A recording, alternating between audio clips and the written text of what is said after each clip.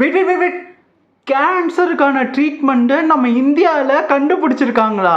கேட்கும் போதே எவ்வளோ ஹாப்பியாக இருக்குல்ல. ஆமாங்க, நம்ம யூபியில் இருக்கிற ஒரு மினிஸ்டர் தான் கண்டுபிடிச்சிருக்காரு. என்னன்னா, கேன்சர் பேஷண்ட்ஸ்லாம் மாட்டு தொழுவத்தில் போய் படுத்து தூங்கி எந்திரிச்சு அந்த மாட்டு தொழுவத்தெல்லாம் சுத்தம் பண்ணிட்டு வந்தாங்கன்னா உடம்புல இருக்கிற கேன்சர்ஸ் எல்லாம் அப்படியே தெரிச்சு பறந்து வெளியில் போயிருமா, அப்படி கேன்சரும் போயிருமா.